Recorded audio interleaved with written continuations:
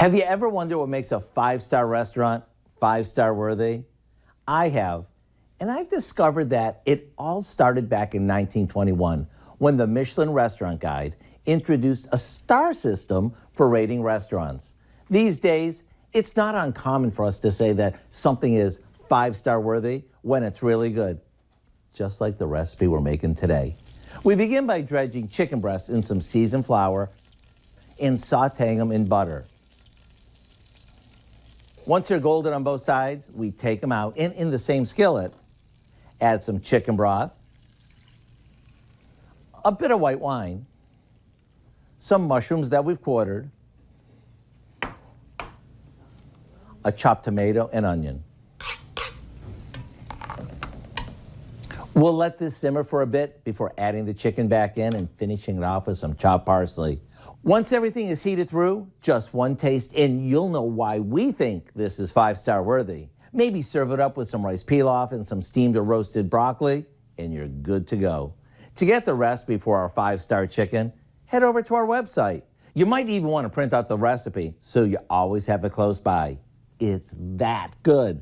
I'm Howard in the Mr. Food Test Kitchen, where today we found a restaurant fancy way for you to say, ooh, it's so good. There's a link to today's recipe on valleynewslive.com. Just click on the Mr. Food button or write us at the station, 1350 21st Avenue South, Fargo, North Dakota, 58103. With parties and get-togethers on hold thanks to social distancing, people are getting creative with the way they celebrate milestones and birthdays. Emily Hendrickson turned 12 yesterday and was feeling a bit down until her neighbors stepped up. John Lauritsen has our story. Today is Emily's 12th birthday. We were going to do a shopping day at Mall of America.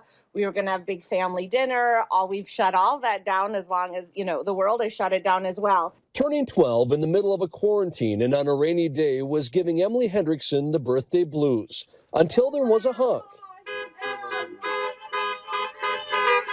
Then a cheer. And then a whole caravan of Emily's friends and neighbors paraded past her house, ready to throw a social distance celebration.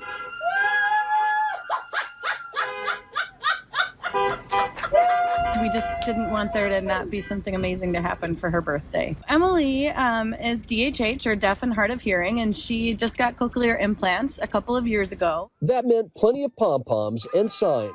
There was no mistaking this message. This is one way to show support, even if we're quarantined into our houses. It was very unbelievable because this doesn't usually happen. It became even more unbelievable as the paraders circled the block again and again. Today in this neighborhood, the new normal was a welcome sight. I really liked it. I just felt very loved. We have an amazing village. We couldn't ask for anything more, especially in times like this. Emily didn't know about the birthday car parade until just a few minutes before her friends and neighbors showed up. And now let's get another extended look at our forecast with First Alert Storm Team meteorologist Justin Fanfarelli. And temperatures around the region are pretty cold as we go through the day today. Our normal high is near 21 degrees. Now, we are nowhere near that. We're at 11 degrees right now in Fargo. Into Lakes Country, a little warmer. Not much in terms of where we should be this time of year. Mid to upper teens. 13 right now at Thief River Falls, the Grand Forks area at 10 degrees, but Devil's Lake only holding at 8, a little warmer in Jamestown at 15. Now, the northerly winds are what's making it so cold. Northerly winds between 10 and 20 miles per hour, maybe some higher gusts into Lakes Country as we go through the day today. Now, that's giving us wind chill values across the region below zero in some areas. Most areas have wind chill values between 0 right now and 5 above as you make your way into northwestern Minnesota and the Jamestown area. But up and down the Red River Valley, wind chill values between 0 and 5 below. So definitely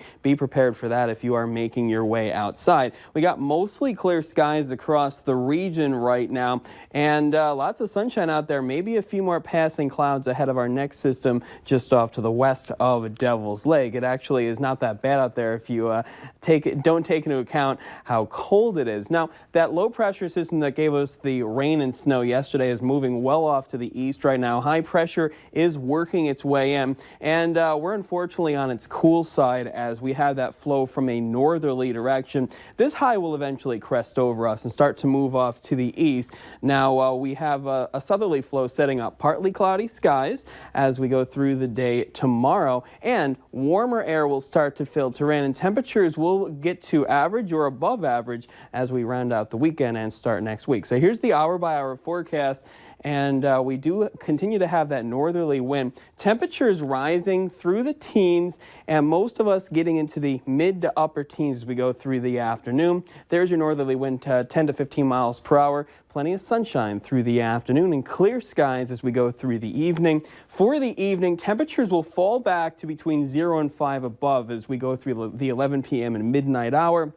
Now, it will be a cool overnight. We actually could be calm as we go through the overnight period, and temperatures going through the day tomorrow, partly cloudy skies, and we will be near 30 degrees in most areas. Let's take a look at that extended forecast, and as we go through the day on Sunday, a high near 40 with partly cloudy skies, mostly sunny by Monday, 43, and next chance of some rain or snow showers Tuesday into Wednesday as we stay near 40 on both days, and then for the day on Thursday, we've got partly cloudy skies and a high of 34 degrees. It's probably a little harder for us out here on the road because we're dealing with it daily. When other people can go home and self-quarantine and we basically can't. We need to be hauling this stuff for the people. While most people are working from home, truck drivers are still on the road, making sure that store shelves stay stocked. Valley News Team's Alexandra Kay explains the troubles they're now facing while making sure the goods get to you. Mike Griever has been a truck driver for 22 years, making countless trips across the country hauling goods. However, this trip he's on now has proven to be more difficult, as coronavirus precautions made basic necessities harder to get on the road. They were putting signs up that they were not providing showers for drivers. The showers were shut down.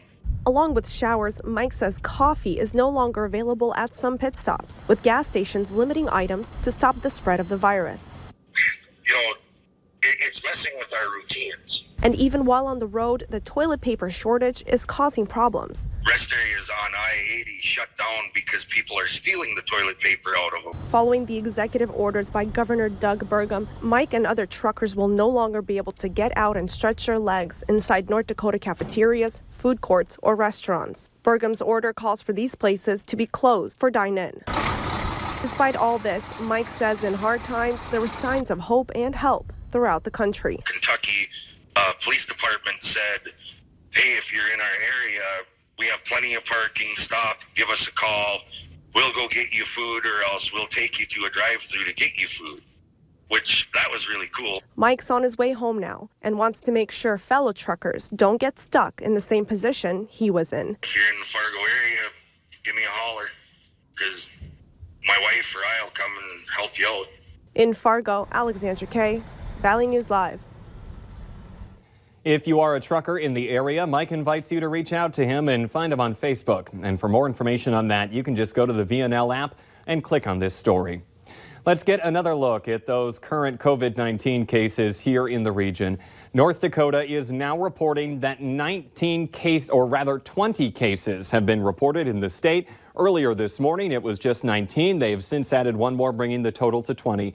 Meanwhile, in Minnesota, those numbers have went from in the 80s to 115 cases.